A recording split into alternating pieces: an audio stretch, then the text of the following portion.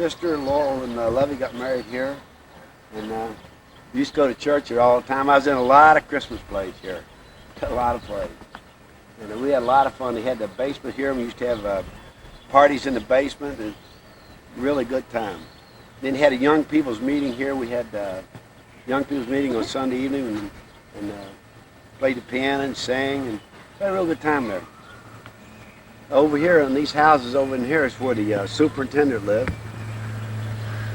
Mr. Parris and Charlie Colbert and the doctor lived there, and the store manager lived. I remember all the names. Store manager lived over there, and they were nicer houses, bigger houses, and all those homes had bathrooms in them and things. So that's one reason we moved in the house that we got, because they had a bathroom. We never had that before. So when we moved down there, man, we were living out in the hog. Cut her off. I remember the first birthday party I ever had in my life. My mother gave me a 16-year-old birthday party, and we lived right there, and it was a surprise party. Only party I ever had, and I remember it real well. We had a real good time. Almost all the kids my age was there. Brought me gifts, of course. Played post office, spin the bottle, all those games you used to play in those days.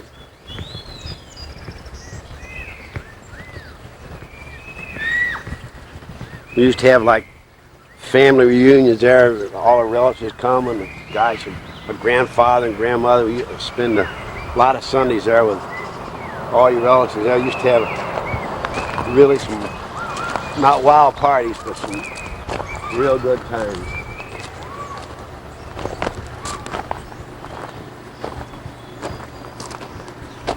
Pool room in here. I remember Lowell, when he was a young boy, he used to run this pool room for Lowell's the boy that married my sister. He ran the pool room in here for a couple of years. Used to sell beer and stuff in there, and had a lot of fun. Used to be a beer joint right over here along the thing, and when these guys used to get drunk and fight on weekends a lot. So one time when I lived on that hill there, I come out on the porch one day, and there's a bunch of guys down here fighting in the street. And I seen a guy come down there, and he laid a pistol across his arm, and I seen him shoot 3 guys down in the creek. They're all running from him. He shot all 3 of them. Never killed them, but he shot all 3 of them, and he never pulled a day in jail over it. My dad told me, "Go in the house, son. You haven't seen nothing." And I did. Didn't see nothing for down through here. Like I said before, the coal mines used to pump out the water out of the mines in the evening and things, and the water would come down through here. I mean, it was just unbelievable. And everybody, I don't ever remember having garbage service. Everybody threw their garbage in the creek, and it all washed down to the river.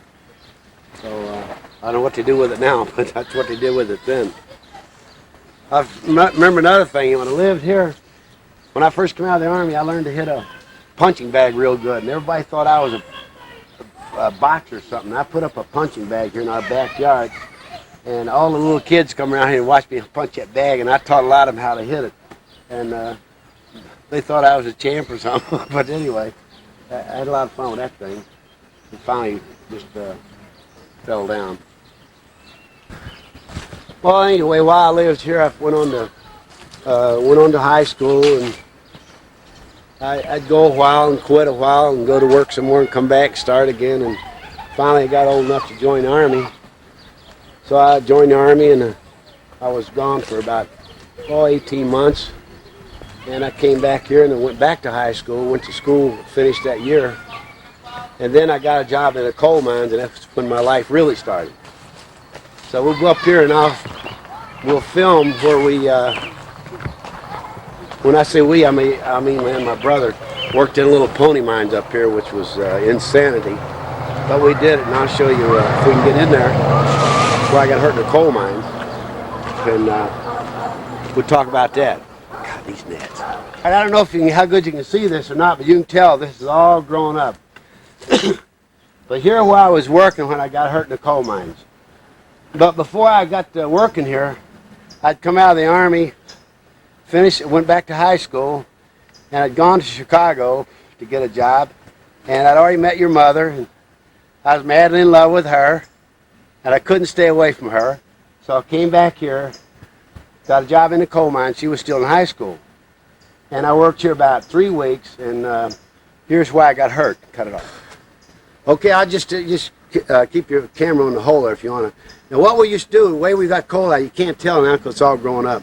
But what we used to do to get coal out of here, number one, you're back on the ground about 200 or 300 feet. And the highest point in there was about 4 feet high. And we had a truck outside with a cable hooked to a rear wheel. And the cable was hooked to a car that was on rails, just like a small railroad track. In fact, you get a shot of the rails there. Okay? And we'd load a car of coal, Bert and I, and only 3 of us worked here at the time. Me, Bert and I and another gentleman still living, Mr. Carter. He lives down the hill. In fact, we'll go visit him when we leave here. He was one of the guys who helped carry me out here when I got hurt. But anyway, we used to take this truck and pull a car of coal out of the ground and dump it in a small tipple thing. Then they'd put it in trucks and haul it away. And on the 24th day of November 1948, was outside about 3:30, about 25 after 3, and we'd unloaded a car of coal. And my brother says, let's go home, because we could be home in about 2 minutes over the hill. And I said, no, we got a car of coal loose, let's go back and get it. So he said, no, let's go home. I said, come on, let's go get that car of coal. We can load that car and have it out here and dump it in 10 minutes. He says, okay, he agreed. So we went back in there, and then actually a rock fell on me, broke my leg. And what really upset me that night, I had a date with your mother. We was going to go to a Thanksgiving dinner, or Thanksgiving dance, and I had her flower and everything ready to go. And when I got hurt waiting for the ambulance to come and get me, I was worried about missing that dance more than I was getting my leg broke, cut it off. Without being too dramatic, I'll tell you what happened. When you get hurt in the coal mines, the law says you have to have a stretcher bearer at the end of the drift mouth in case an employee gets hurt that you can go in and carry him out. So there's only 3 people working in this coal mine at the time. And when I got hurt, I was in there by myself. So my brother had to come out. We had no stretchers here. So he had to go to another coal mine at Brooklyn and get stretchers. And the time they got back to me, cut it off. While my brother has to go to another mine and get his stretchers, the word gets out somehow that somebody got hurt in the coal mines or whatever. And I don't know what it is about everybody, but when they finally got to me and carried me out, I was in there, well, I must be laying there about an hour in the total darkness because my light was broken. The rock hit me, it broke my light. So I was laying there in total darkness, and I was starting to chill and get cold. But it was never in any pain at all. And when they finally drugged me out of here, they had to get on their knees and carry me out on this darn stretcher of a thing because it's only 4 feet high in there. And it's really hard to carry someone out. And the time I got out here, they had an ambulance here waiting for me. There must have been 300 or 400 people here. Unbelievable. I don't know what they was expecting. But I never will forget old Sam Sexton, a friend of mine that got killed later on through an accident. He was standing right over me, and old doctor rolled up my sleeve and he shot me some kind of a shot, I guess. But, you know, I wasn't in shock or nothing. I wasn't in no pain at all. So they loaded me up in the ambulance and took me to Oak Hill Hospital. And I'll never forget going through Oak Hill. I had a date with my girlfriend then, my wife now, and as I'm going through Oak Hill, I could see her in the dime store working. So she's working, and we're supposed to go dancing that night, and she had no way of knowing I was hurt at that time. So they took me on to the hospital and put me to sleep and set my leg, and then when I woke up, my parents and my girlfriends, my wife now, they were there at my bedside, and that all I remembered after that. Cut it off. Going great. Yes, she's 82. How long is Jack been? Oh, he's been dead. I bet 20 years? Yeah, 18, 20 years. Yeah. My dad died. You remember Felicia? Mm-hmm. Yeah. Number one, I'm burning up. It was hotter than hell up in those bushes. Oh, boy. Well, anyway, I'll just finish what I got to say here. So once they took me to the hospital, I was in the hospital about 9 weeks recovering. But what I remember most about being in the hospital, my dad and mother came to see me real often. And what I liked most of was my girlfriend, then my wife now. She come to see me every day, twice a day, went to school, and worked all at the same time. Never missed a day. And I never forgot that. And I figured a girl that faithful should marry her. So I did. Cut it.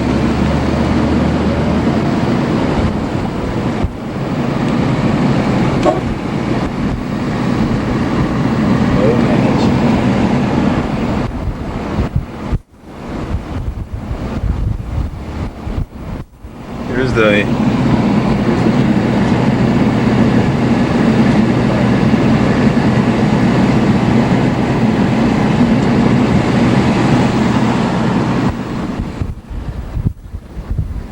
Take a picture of that bridge there.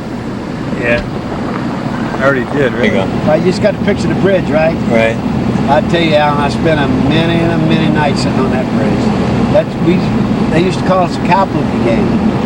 We'd all beat on that bridge and talk about what all we was going to do when we grew up. So I don't know if we did it or not. But we all grew up. But there's been cars hit that bridge and never been knocked down. Lots of accidents there.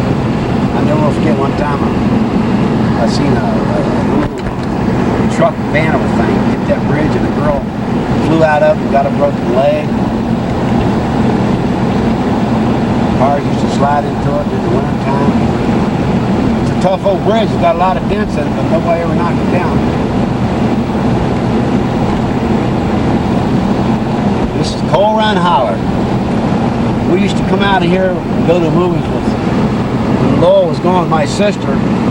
We used to have Lowell, Jeanette, Miss Amos, me, George, 1940 Chevy, loaded down on Saturday night going to Oak Hill, going to big city, watch a movie.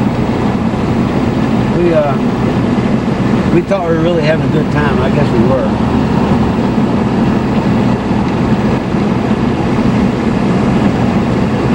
I'd like to have $1 for every time I've walked down this road or run.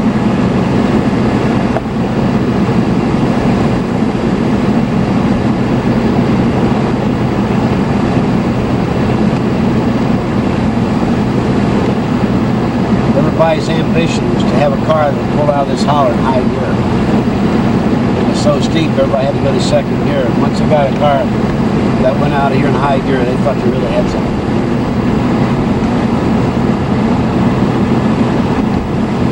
The first car I ever drove out here that was my own was a 32 B model Ford. Paid $80 for it. Sold it for $120. Made money.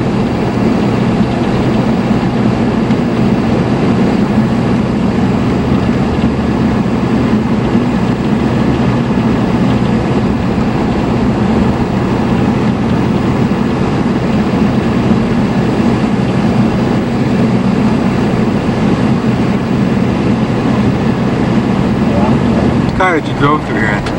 My own car, 32 B model Ford, right up this hill. Where'd you buy it at? I bought it from a guy for $80. He couldn't get it to run. I bought it for $80 and I got it to run. And I sold it to another guy for $120. What was your dad doing at the time? My dad was, my dad ran a garage there in Coal Run, right there, right beside the house that was torn down over the show. My dad had a repair shop there. He worked on automobiles as a mechanic for about, 3 or 4 years. He worked on everybody's car around. Nobody ever paid him, but he fixed the cars for him. And we're coming up the area where you were born, where the house was down. Right here, yeah. Just outside Kennard? Well, this is Gatewood. This is Gatewood, just outside Kennard. Yeah. What was some of your most memorable moments in Kennard? Besides what you said earlier. Well, things I remember most? Yeah. Good times or bad times? Good times. Good times. I never knew what it was to stay in the house like I do now. I used to play all the time. We didn't have to have something to entertain us, man. We was always playing football and playing ball.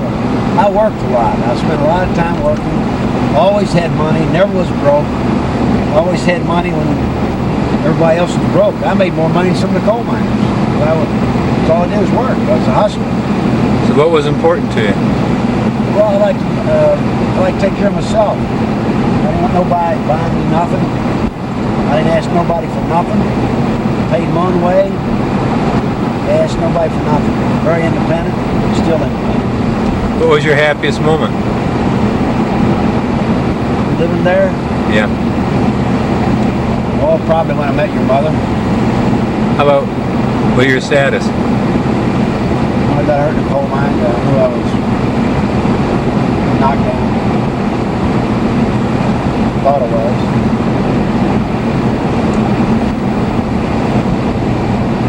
What were some of the things that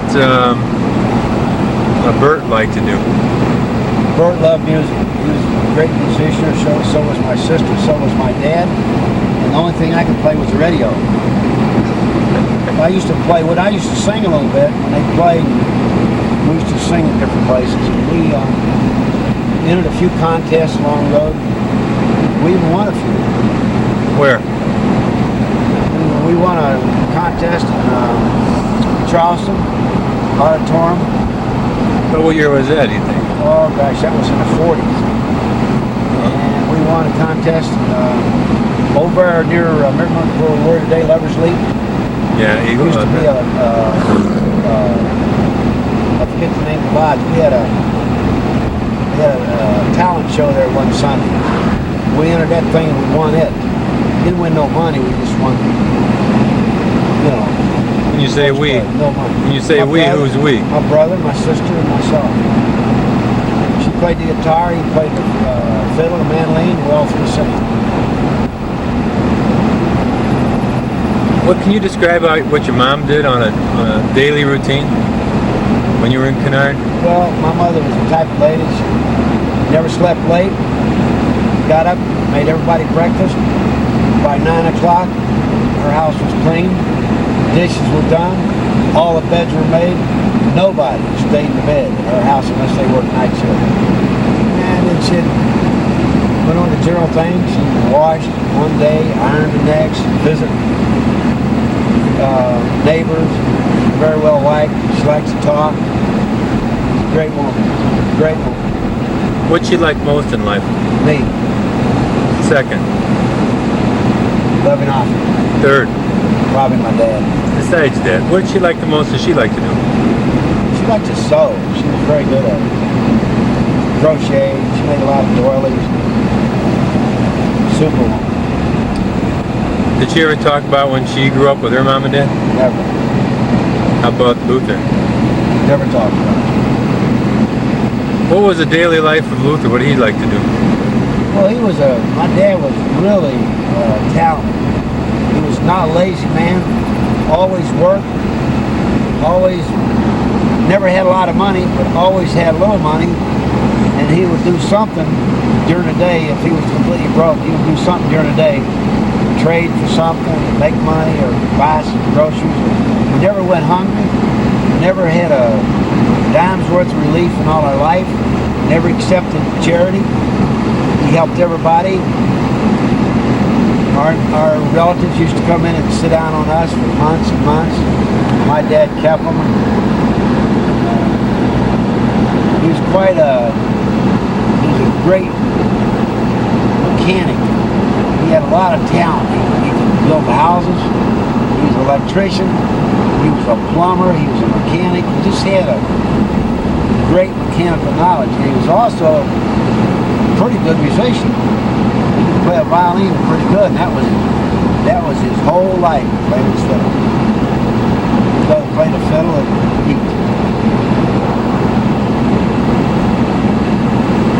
my dad was not an affectionate man, but you know, he always knew he cared for you. I really liked my dad.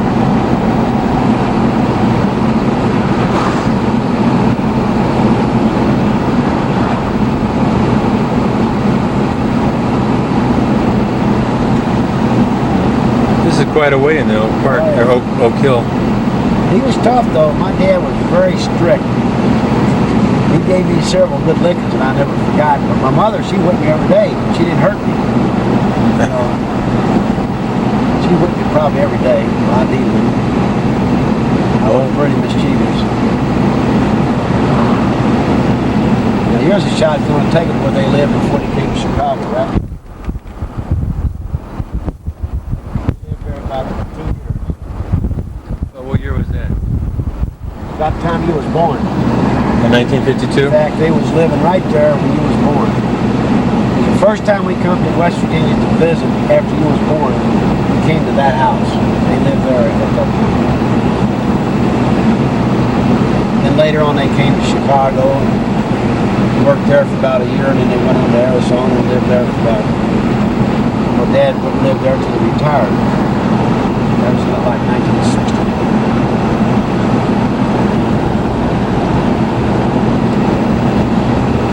You said he worked in a service station in Phoenix? Yeah, he went to Phoenix, bought him a gas station, he ran it for about 8 years by himself.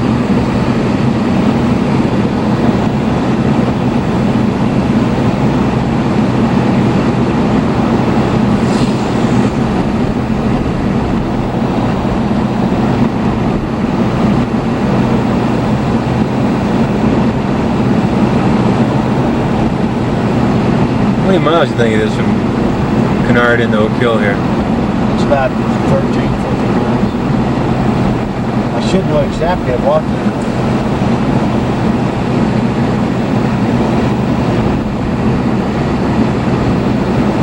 So this is our ride into town.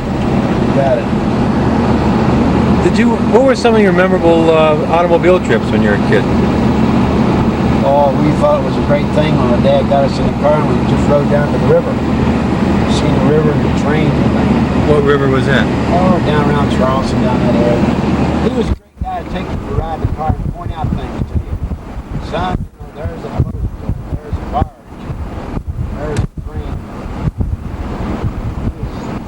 He liked to do things like that. See this hill we're going down now? Okay. Oh, Billy Ray Jennings, and myself, I believe Melvin Witt, another boy, forgetting now, Vern Cecil, I think, slid down that hill one Christmas Eve, all the way down the hill, sideways. Bert's car came back, 36 Chevy, slicker than hell. There was going to town. Nobody got hurt though, did they? Nah.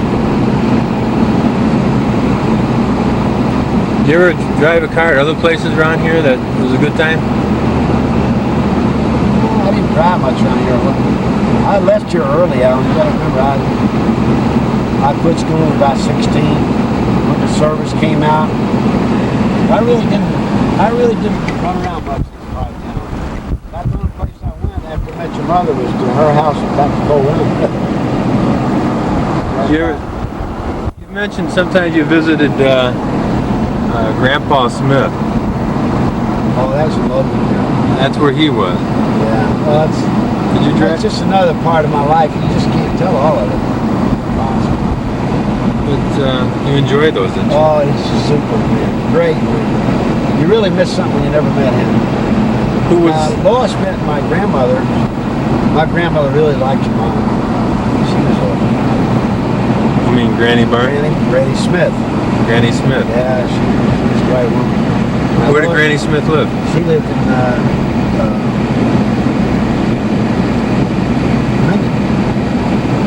But my grandpa Smith died several years ago. I mean, he died before I ever met your mom. He was unbelievable. One of the great guys in my life that I can remember. What'd you like about him? He was just jolly man. Big guy, just super, just a good man. Great nature, great sense of humor. And he lived with Grandma Smith. Grandma Smith? They were married for years. And her maiden name was Annie Davis? Yeah, hell, she's married 5 times. I lost track. But she lived in Minden though. She died. She married Ambrose. She remember Ambrose. Yep, he chawed tobacco. Oh yeah. He had a big spittoon. He and my grandpa Smith were great friends. They were best friends.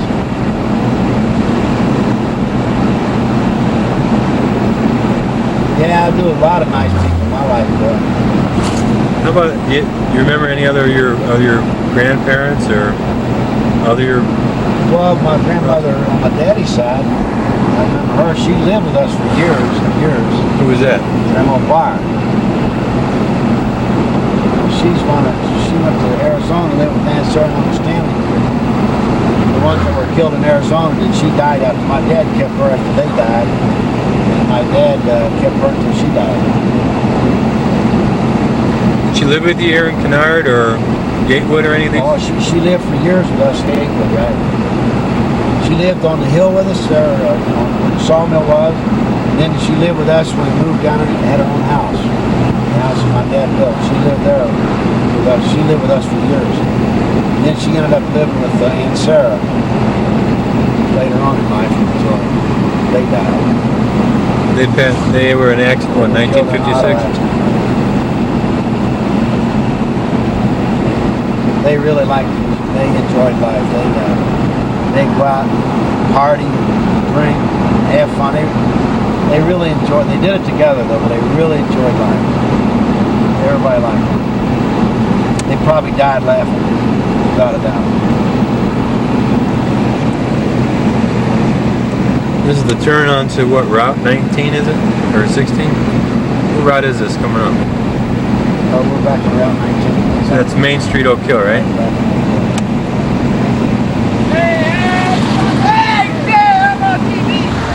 Go ahead, wave. What's your name? Why not? This is the Main Street, Oak Hill, right? Right. We checked my things what time. We picked it up about 9 o'clock, didn't we? On our VHS. Yeah, it was dark. Well, And this was the way from Gatewood or Kennard into like downtown Oak Hill, right? right. Downtown Main Street here. This is the trip from Kennard into Oak Hill. Right.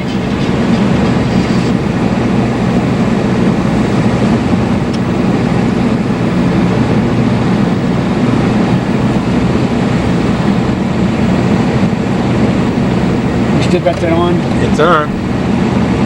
Yeah. I want to tell you, Alan, while we recorded, we're probably through shooting pictures. I'll let you know that I've really enjoyed this, and I think it's quite a compliment for you who want to do this. And I'm sure the other kids would like to do it too, but we did it, so we did it for them. That's right. And I hope they'll get a few laughs and enjoy this. Maybe not so much right now, but in years to come, they'll enjoy it more. Well, I know Larry wanted to come, and we're borrowing his camera. Well, And this is, and I appreciate those kind words, and I know it's from all of us. But right here is the intersection you go to Minden, though, isn't it? right. Right here. And here's the 4-lane coming up.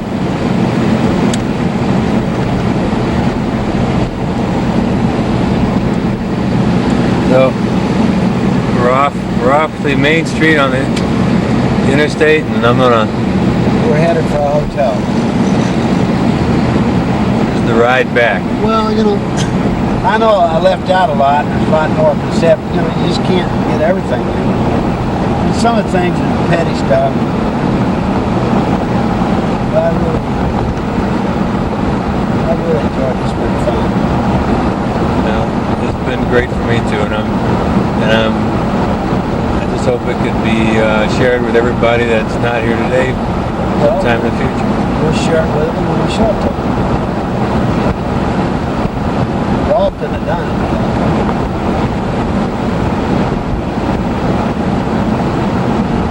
Well, what day is today anyway? It's Monday. July what? I think it's 19th. I'm not sure. 1987? I'll tell you soon. Well, I'm going to sign this baby off. Thanks, Sal. You just lost me. You're welcome. Street in Oak Hill. Basically, this part of the town hasn't changed hardly any, all in the last, gosh, I'd say 40 years. The building right in front of it used to be called the Hotel Hill. That was one of the main hotels in Oak Hill. And we'll shoot down the street and I'll show you where I met your mom. Back in September 1946. We go across the street here and we'll go down here and I point out where I first met your mom. I told you this was a hotel here in Oak Hill, one of the, probably the only hotel at that time in Oak Hill. And we're going down the street here, and I'll show you where I met your mom. What? Which way? Well, a friend of mine had a birthday party here, and I can't remember if I was invited or I don't even know how I knew about this party. But I might even crushed this party. I can't remember. But a good friend of mine, Leonard Jennings, I was in the Army with. In fact, I was on an Army furlough at the time. And right here, they used to have a place in there for kids to dance and have parties and things. And I told my buddy Henry, I said, man, that's the cutest little blonde I ever seen in my life. I told Henry, just joking really. I said, I think I'll marry that girl. And anyway, we went on there and had a party of a thing, and I sort of got acquainted with her. And after the thing was over, I'm wanting to take her home, and she don't want me to because she's only 14 years old, and she tells me her grandparents don't allow her to go out with the boys and everything. So anyway, she starts home, and I'm more or less starting to walk her home, and we walk down the street here. I'm gonna go on down. Now I'll never forget, she was real bashful, and I wasn't so bashful myself. But we went down the street, and I never forget, I can't remember if it was raining that night, it was a little bit damp, it was in August, and I'm wanting to take her all the way home, and she told me I can't take her home. Her grandparents don't allow her to go with the boys. I told her, I said, we're not going together, I just want to walk you home. So I walked down the street, just her and I down here, it was after the party's all over with. And if you see that big tree down there, see that big tree down there? See that big green tree? Well, I tried to kiss her. She was kind of pushed me back, and I finally got a little kiss out of her. And I never will forget what she told me when I kissed her. She said, now you won't respect me no more. And if that woman only knew how much I respected and loved her after that, she'd never know. But that was my first kiss right on that tree there. That tree is still there. Now, if you want to, we'll go on down to her house and I'll film, or we can film where she lived, and we'll talk a little bit more about your mom. At the house? Okay. Okay, now this is the house your mom lived in when I first met her. Of course, when I first met her, I was just in the Army. I was on a furlough, and I only seen her 2 or 3 times while I was on a furlough, so then but let me point out that when she lived here, the house didn't look like that. It was really a nice home. It was well kept. And I see the fences. I think the fence is the same right now as it was then. But anyway, that's where she lived. Her grandparents had raised her. And of course, I found out more about her later on. But then I went to the service, and I came back. And while I was in the service, she wrote me a couple letters, and I wrote to her, but I just quit writing to everybody. Then when I came home about a year or so later, I hadn't forgot her, but I just happened to be uptown. I'd done some shopping, bought me some clothes and things, and I went in the dime store, and there she was selling hot dogs, and I got to talking to her, and I got a date with her that night, and I went with her ever since, and she later, I came out of service, and I finished high school, and she finished high school, and we both went to Illinois and got married out there, and that's why you're here. But a lot of memories in that house. Her grandparents were real nice people, and we had a lot of friends here. And we came back, well, you know yourself, we came back every year for a lot of years of vacation thing. And that's when you kids grew up to be adults, we didn't come back as much as we probably should have. Earl. See that front gate there, Alan? I used to say goodnight to your mom there and take about 3 steps off that porch and scissor that gate. In fact, that's the same gate. And probably the night before I got hurt in the coal mines, I'd probably jumped that fence, just jumped right over that fence. And that's the last time I ever jumped the fence. If you want to scan over here, Alan, they used to have a big wall here where you couldn't see the football field over here. Now this is Oak Hill. This is Oak Hill's football field, not where I went to school. I went to school at Federal, But I played a couple football games in this field when I was a kid, and I had a couple track meets here.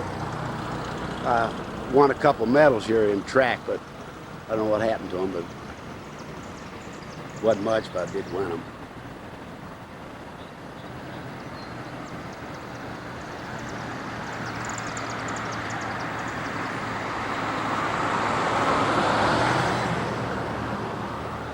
Now, if you want to walk on down here, you can fan out and get a shot at the school she went to. Well, I tell you, when I did come out of the service and started going with your mother regular, I didn't come and see her every night like kids do today. I had regular dates with her. I'd have a date with her on Wednesday night and probably Saturday night and Sunday.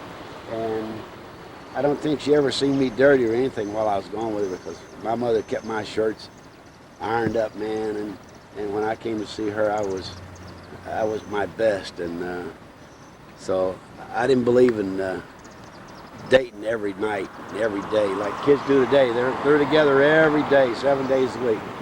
But I thought when you went together, you see each other 2 or 3 times a week. I thought that was sufficient. Although you like to see her every night, but I thought that was a way to date. I still believe that, and it's just the way I believe.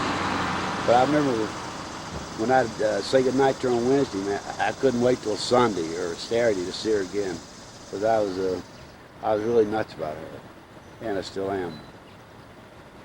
You had it off the 4-0. Yeah. The 2 when I had my leg broke, and I was in this last room here, and I laid there 9 weeks, man. I felt like $1 million, and I couldn't get out of bed. That was terrible. The only good part about it is your mom comes to see me every day, twice a day. I used to really look forward to that. I never will forget, I was here on a Christmas day, and I looked down the street here one day, and this building's changed quite a bit. This is the old building, but this is the newer part. But there used to be a sidewalk. The sidewalk is still here, and I looked down, and I seen your mom carrying a basket of apples and oranges, and she couldn't hardly carry it. She brought me a whole basket full of fruit for Christmas while I was here. I was in here Christmas, Thanksgiving, and New Year's in the hospital. Well, I tell you one thing, I couldn't wait to get out. Like I said in the earlier film, your mom to come to see me, she came to see me twice a day, went to school, and worked. And I figured somebody that loyalty should marry him. And that's what I did, married her. And then after I recuperated, I went on back to Chicago and got a job. She finished high school. She came out there and we got married. We had 2 wonderful children, and had a great life, good life. This is called the Plateau Medical Center? Yeah. At that time, what was it named? Gee, Oak Hill Hospital is all I remember. Okay. Yeah, your mom always had a lot of energy. Still does. A lot of pep.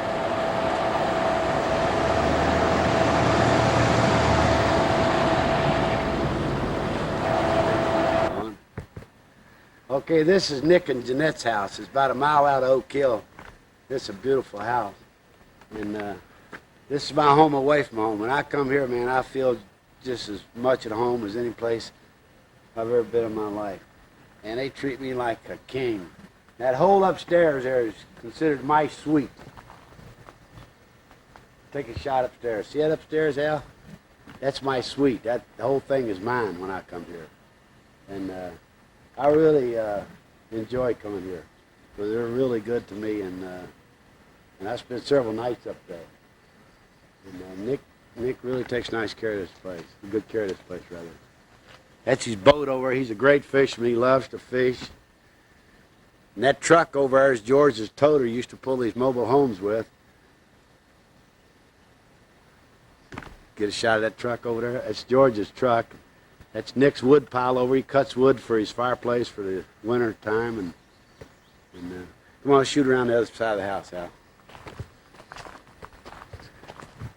Yeah, this is peaceful up here, boy. It's really, really nice.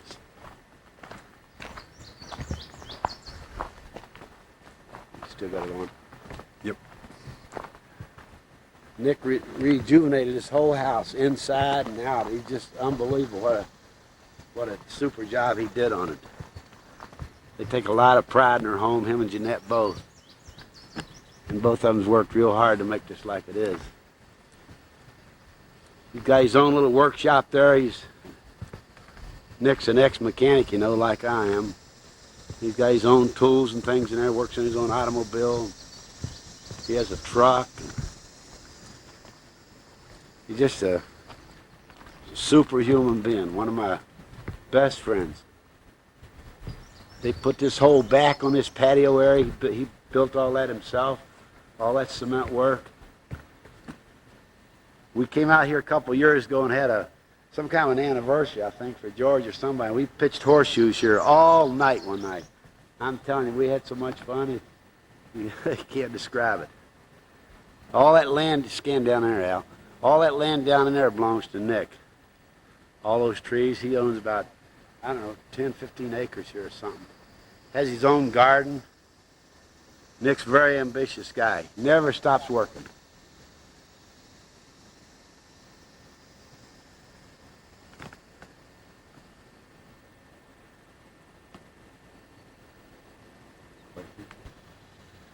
How long you known Nick? Oh, I've known Nick close to 30 years now. Nick was born and raised in this part of the country, but I never knew him till he came to Chicago. About the time he met Jeanette before they got married. When was that about? Well, he was in the Army Air Corps, and I met him at George's house one night. He was just starting to go with Jeanette.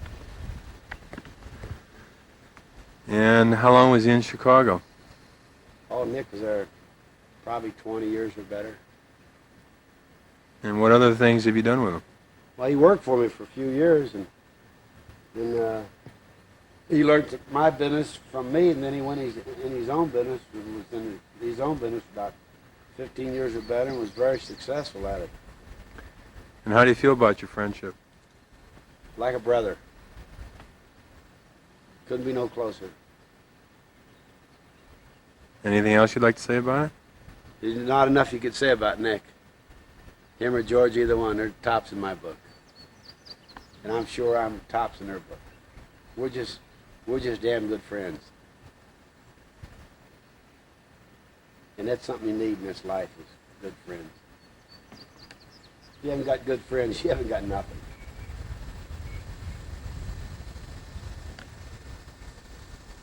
So all you got in life is your friends and family. Other than that, that's about it.